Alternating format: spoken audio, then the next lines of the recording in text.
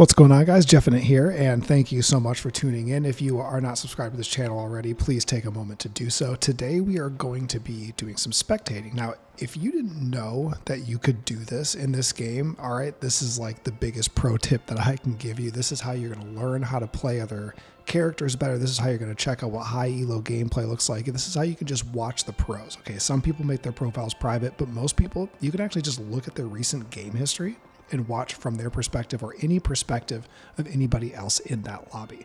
So all you have to do, top right here, just click on your icon. Don't worry about these stats, guys. Solo queue is a mixed bag right now. It's just full of trollers and quitters, so it's difficult to manage. But anyway, if I go to leaderboard here, you can see all the top people in the leaderboard.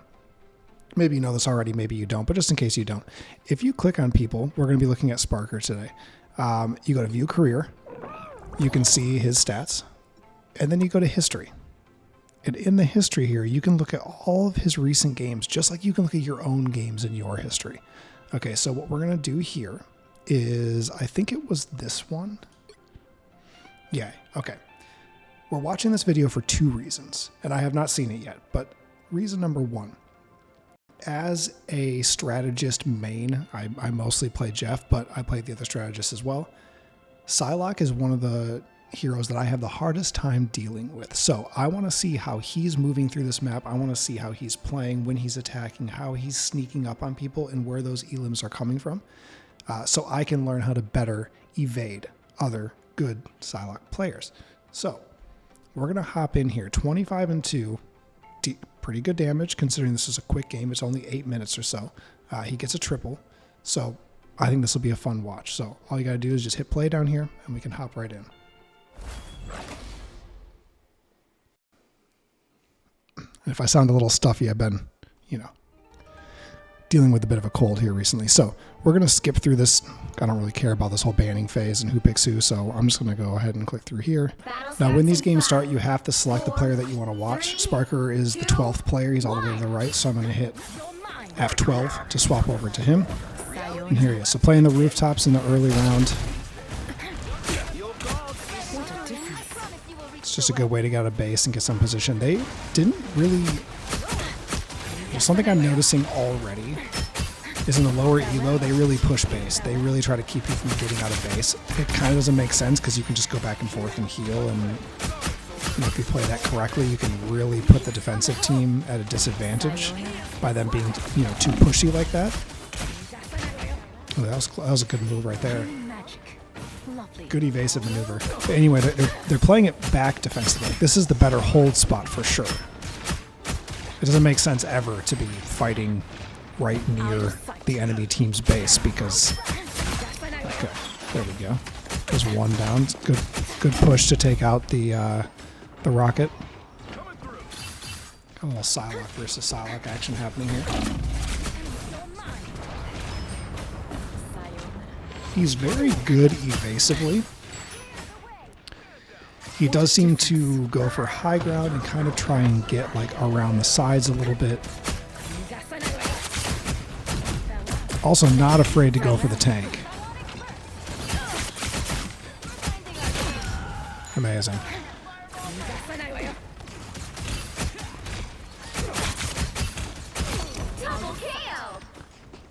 He's not overly aggressive. He's pretty calculated, right? That was a pretty deep push into the enemy base, but their team is really kind of running this. Good use of invis for the approach there. Kind of whiffed that ult though. Did he do that on purpose? I wonder if that was a misclick. That doesn't make sense, right? He didn't fall right at the end there, did he? I want to go back.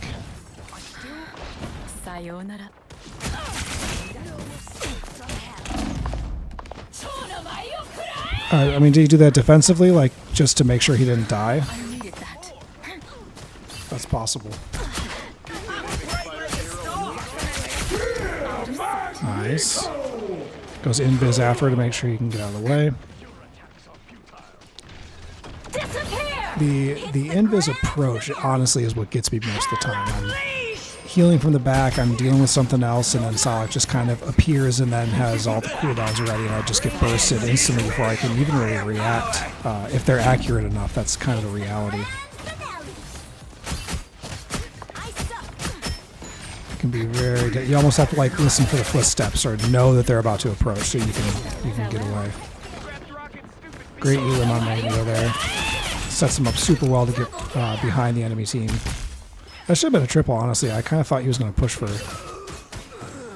that, but he wasn't greedy. Still got it.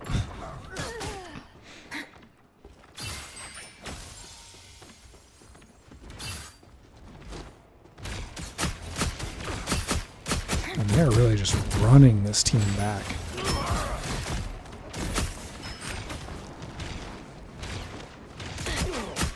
Good work using the corners here, using the sides of the walls and everything to not get hit, just peeking. Out of sight.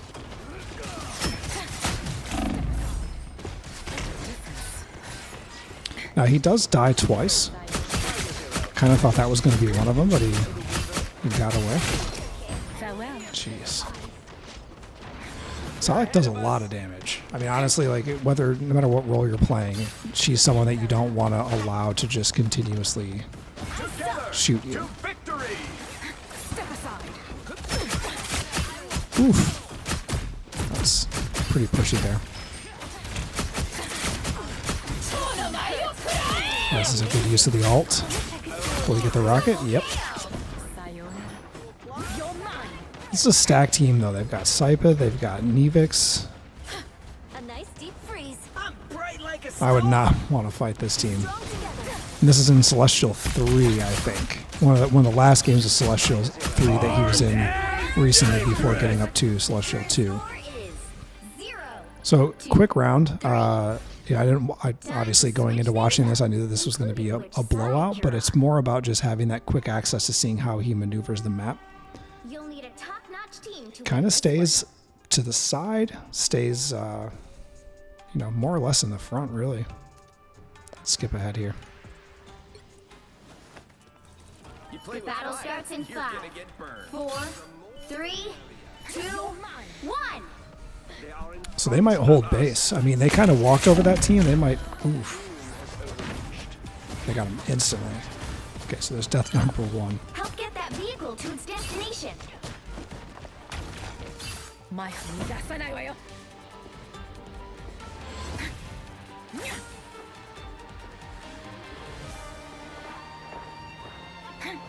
The long walk back. See, that's why it doesn't make sense to hold that far up.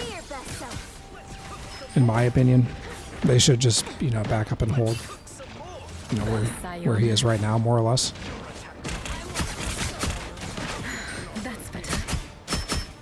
He's really just making things terrible for this Magneto, honestly. Crazy to be, putting that much hurt on a tank. Getting that many elims on that tank as well. He's taken down Magneto quite a few times. So he knows. You could hear the movement. That's why he keeps checking over there. He knows that other Psylocke is there.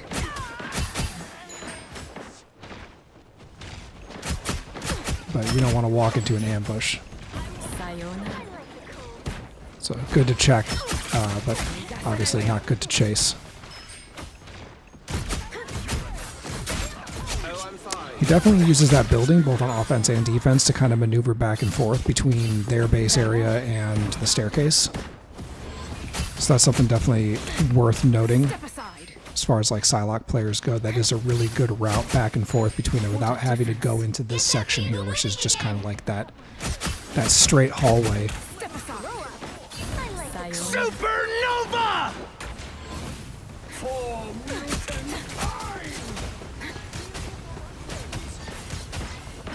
Psylocke versus Psylocke here. Good use of the rooftops here. Just a little bit inaccurate. I mean, I feel like he could have gotten Human Torch there if he'd just been a little bit more accurate. I don't know if that was interesting alt choice. I think he did it to try and get out, but I think he got hung up on something there in the building, and it stopped him from actually moving to where he wanted to.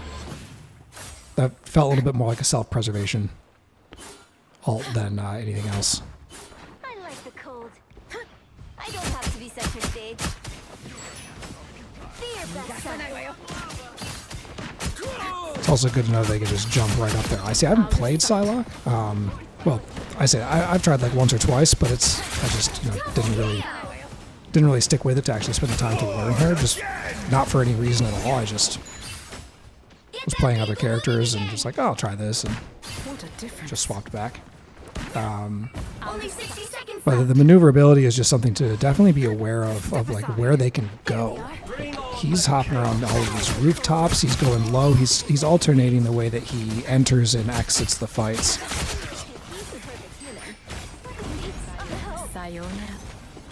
Yes, it's that use of that building there, that little throughway to just kind of cut them off. It's just like a little shortcut.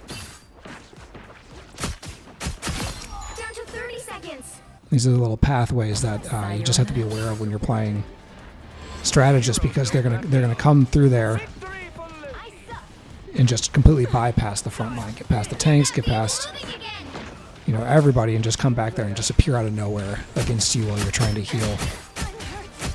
Final 10